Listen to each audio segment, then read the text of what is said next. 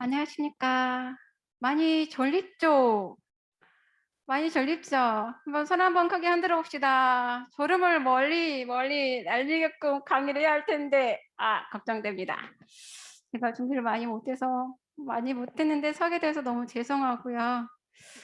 부족한 부분을 함께 퍼즐을 맞춰간다 생각하면서 저를 응원해 주시면서 시작을 한번 시작해 보겠습니다.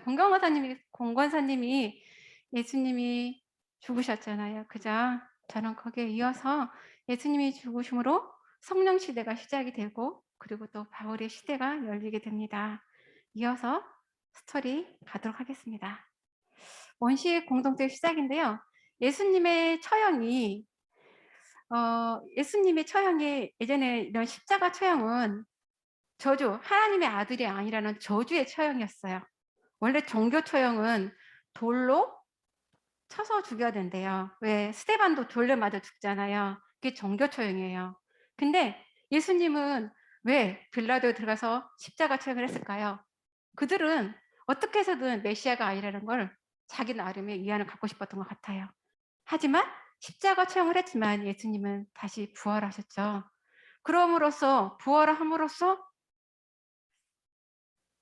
어 부활을 함으로써 사두개파와 바리새파가 어때요? 예수님을 죽일 때는 두 파가 너무 한마음이었죠.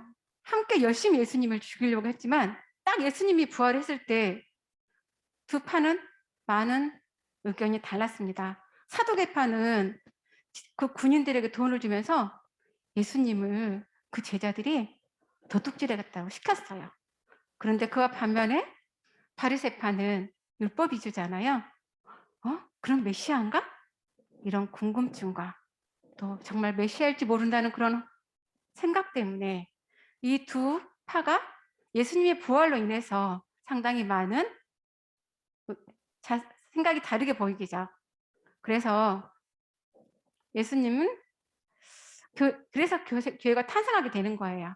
예수님이 그러시잖아요. 내가 죽음으로 인해서 성령 시대가 도래한다고 해서 이제 성령 시대가 시작되고 교회가 탄생하게 됩니다. 그러면서 오직 성령이 너에게 임하면 너희가 권능을 받고 예루살렘과 온 유대와 사마리아와 땅끝까지 이르러 내 증인이 되리라라고 말씀하십니다. 이 지도를 보면 예루살렘, 유대, 사마리아 땅끝 우리도 이렇게 많은 헌신과 그리고 많은 사도들의 죽음을 통해서 우리는 쉽게 복음을 접하고 있는데요. 그 편안함이 어쩌면 이 소중함을 너무 편하게 생각하고 있지 않나라는 생각을 해봤습니다. 그리고 12사도였잖아요. 12사도였는데 원래는 12한 한 명이 빠졌죠. 누가 빠졌을까요? 질문 들어가게 알고 있을 거예요. 그죠? 유다가 빠져 있잖아요. 그래서 유다를 대신해서 제비뽑기를 하게 돼요. 그래서 요셉과 마띠아가 제비뽑기를 했는데 마띠아가 뽑혔어요. 그래서 12사도가 된 거고요. 성령 시대 요예서에 만민에게 내용을 부어주리니 누구든지 나의 이름을 부르면 구원을 얻으리라라고 미리 예언하셨어요. 그죠? 그리고 여기 보면 마가의 다락방인데요. 여기에 120명이 바데, 유대 이런 여러 나라 사람들이 각국의 언어로 성령을 받아서 기도를 했다고 합니다. 그래서 초대교회는 우리 교회도 지금 이렇게 교육을 하고 있잖아요. 제가 이렇게 교육을 안 했다라면 아마 사도행전을 그냥 스토리 그냥 읽었을 것 같아요. 근데 어 이렇게 자세하게 생각하면서 성경을 읽게 되고 제가 저번에는 광야라는 강의를 했었는데요. 광야 목사님 설교를 듣는데 제가 했던 부분은 너무 즐겁게 설교를 듣게 되더라고요. 아마 또다시 사도행전의 1 장부터 한 20 장까지 제가 읽는 목사님 설교를 하신다면 "맞아, 맞아. 그랬어."라고 막 격하게 호응을 하면서 설교를 들을 것 같다라는 생각을 해 봤습니다. 그래서 초대교회가 만들어지게 되고요. 어 교회는 기도, 전도, 교육, 예배, 교제 이런 밸런스가 잘 맞아야지 건강한 교회가 된다고 합니다. 우리 교회도 이제 코로나가 지나면 기도도, 교제도, 전도도, 예배도 새롭게 정말 귀한 마음으로 귀한 은혜로 시작되는 그런 시간이 됐으면 좋겠습니다라는 희망, 소망이 있습니다. 베드로가 변화가 되죠. 예수님이 죽었을 때는 베드로가 자기 세번 오기 전에 3번 부인을 하잖아요, 예수님을. 하지만 성령을 받음으로 인해서 베드로가 안전뱅이를 치유하게 되잖아요. 근거하는 내게 없거니와 내게 있는 걸 너에게 주더니 나사렛 예수 그리스도 이름으로 일어나 걸어라. 우리가 생각할 때는 막 뭔가 주면서 도움을 줄 것 같지만 성령님의 권능으로 그 안전뱅이가 그 믿음을 받아서 그걸 자리를 들고 일어서는 역사를 보게 됩니다. 우리의 믿음이 또 우리의 하나님 앞에 서고자 하는 때 했을 때 성령님께서 우리를 만지시고 함께 걸어가고자 하지 않을까라는 생각을 해봤습니다. 그래서 이 안전뱅이가 막 뛰어가서 전하게 되죠. 그러면서 솔로몬 행각에 사람들이 많이 모이고 거기서 베드로는 담대하게 정말 예전과는 다른 성령님의 임재함으로 거기서 담대하게 그리스도인의 복음을 선포하게 됩니다. 베드로 설교 주 내용은 예수는 다윗 집의 기름 부은 왕이다. 기름을 받았을까요? 받았다고 합니다. 목사님 설교를 들으니까요, 마리아에게 받았다고 합니다. 예수님은 십자가 죽음을 통해서 낮아지셨다가 부활하신 하나님의 종이고요. 예수는 모세가 예언한 약속의 선지자세요. 예수는 하나님께서 위에 높이 들으신 만유의 주십니다. 요즘 고난주간이잖아요. 십자가를 생각하면서 나를 위해 나의 죄, 내가 설 수 없는데 이런 은혜를 베푸신 주님을 생각하면 가슴이 먹먹하죠. 자, 예루살렘 교회의 성장입니다. 이름으로 인해서 교회가 성장을 하게 되고요. 메시아 사상이 절정을 이루게 돼요. 지금 우리가 정말 내가 머리털 나고 이렇게 위기는 처음인 것 같습니다. 근데 우리는 정말 메시아 사상의 절정에 영적 갈급함에 처해 있는가라는 그런 의문을 갖게 됐습니다. 이런 위급 상황에는 메시아가 절정을 이룬다고 합니다. 우리가 그리스도인이 다시 한번 이 절정의 때 바로 서서 바른 복음을 전파할 수 있을 때 성령님이 임재하시고 이 나라를 또 한번 통치하지 않을까라는 그런 희망을 가져봤습니다. 베드로가 설교를 하죠. 그래서 3,000명, 5,000명 이거 그냥 나온 숫자는 아니고요. 그만큼 갈급했던 영혼들이 많았던 거죠. 우리도 정말 이런 보이는 거에도 너무 지금은 너무 보이는 거에 매여 있다 보니까 이런 영적 갈급함이 세계에서 아침에 오늘 매스컴을 봤는데 미국은 마약으로 자살하는 것보다 1위라고 합니다. 그거는 결국 영혼을 사단에게 마약에 팔아먹는 거잖아요. 참 안타깝다 이런 생각을 하면서 아침에 예배를 드려 나왔는데요.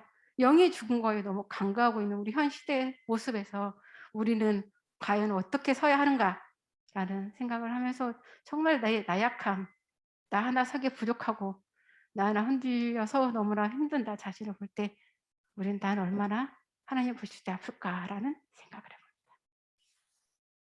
각 종파의 반응인데요. 제가 좀 전에 설명드렸잖아요. 바리새파와 사두개파가 예수님의 부활에 각각 다른 반응을 보였다. 사두개파는 예수님을 부활을 믿고 싶지 않았어요. 결백하게 없애고 싶었었고 바리새파는 메시아를 기다리는 갈급함이 있었습니다.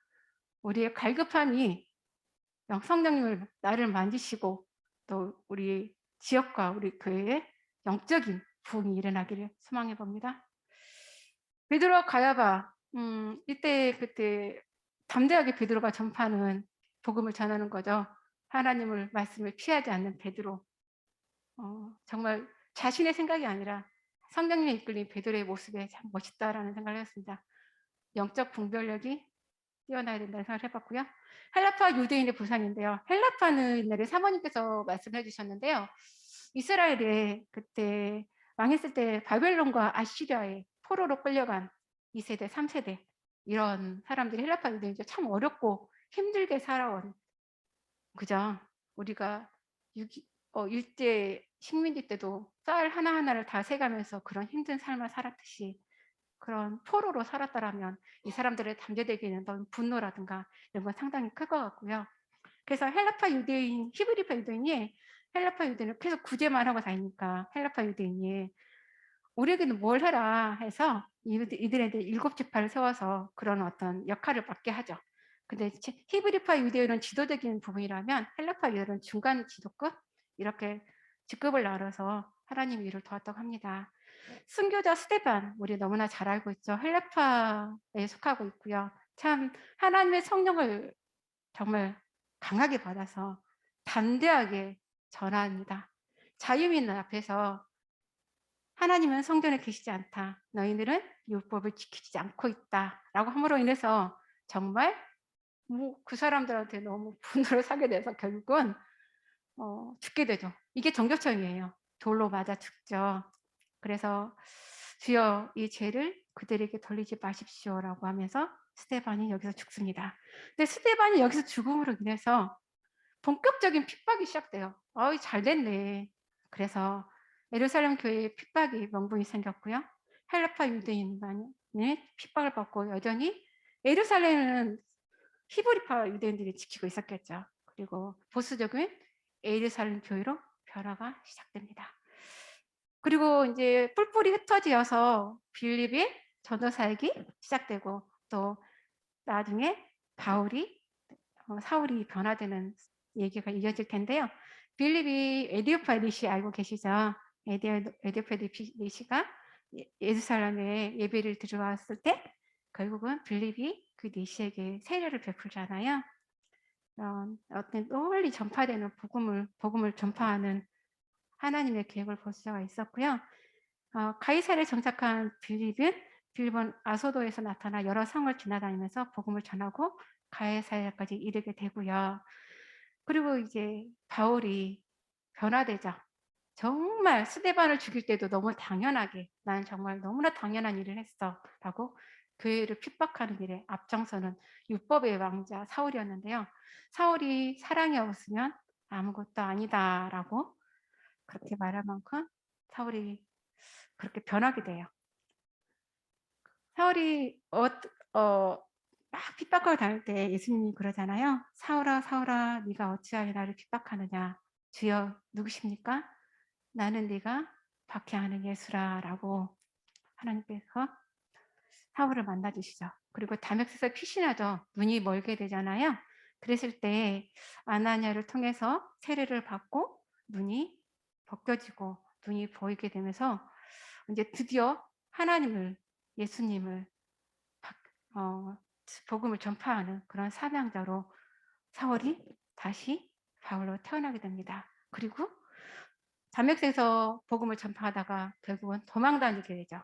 그리고 도망을 다니다가 나중에는 예루살렘까지 가게 돼요. 근데 예루살렘에서는 어떻게 돼요? 사울이 갔는데 너무 무섭잖아요. 예전에 정말 어마어마한 대단한 사람이었잖아요. 그 핍박이. 그래서 바나바가 대신해서 이 사람이 이렇게 변화했다라는 걸 함께 다니면서 많이 도와줬어요. 그래서 도와줌으로 해서 바울이 시작하게 되죠. 하나님의 복음을 전할 수 있게 되고요. 베드로의 전도 사역인데요. 베드로는 인제 이렇게 사도들이 흩어져서 복음을 전하는 부분들을 말씀을 드리고 있습니다. 쪼끔 부족하지만요.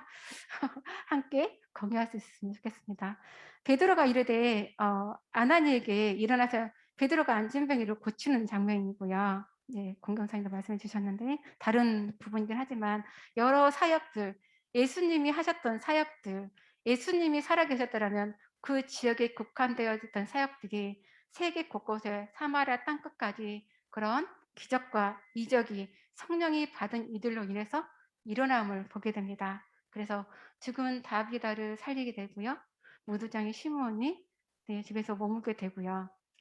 그리고 이제 고넬료라는 알고 계시죠? 정말 착하고 하나님이 칭찬하는 사람이잖아요. 고넬료는 그 고넬료가 또 그 베드로를 만나게 되고 되게 빨리 왔습니다. 그리고 드디어 안디옥 교회 여러분 많이 수요 예배 때 목사님이 설교하셨잖아요. 근데 제가 지식이 짧아서 이 부분에 대해서는 디테일하게 설명을 좀 못 드릴 것 같고요.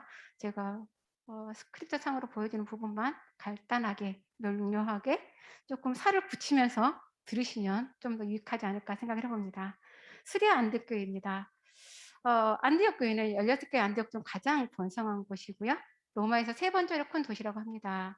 50만 인구 7분의 1이 유대인이고요. 많죠. 그리고 최초 이방인 인구예요. 바울과 그 바나바가 선교사로 파송이 된 거고요. 예루살렘 교회에 구제금을 전달하고 여기에 베드로 동굴교회가 있다고 합니다. 우리 현지에 한번 우리 주영광교회가 한번 이런 선교 여행을 한번 갔으면 좋겠다. 제가 한번 신청을 했었는데 결국은 이렇게 코로나가 터졌네요.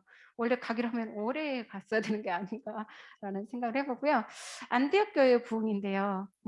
그중 구브로와 구레네 사람 몇 사람이 안디옥에 이르러 헬라인에게도 말해 주고 주 예수를 전파하니 그의 손이 그들과 함께하며 수많은 사람들이 믿고 주께 돌아오니라.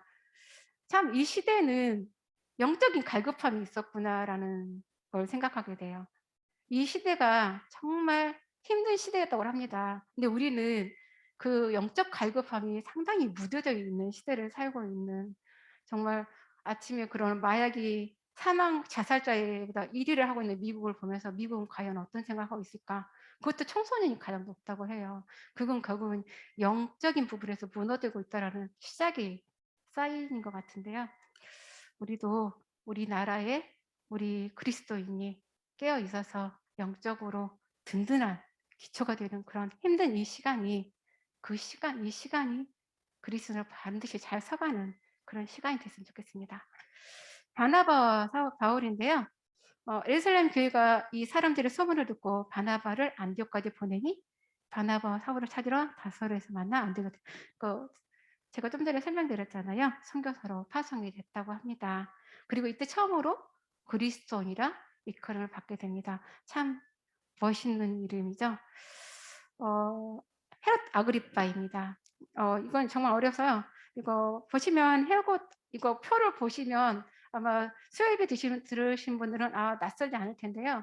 제가 이 부분은 제로는 조금 풀어나기 힘들어서 읽어 드리겠습니다.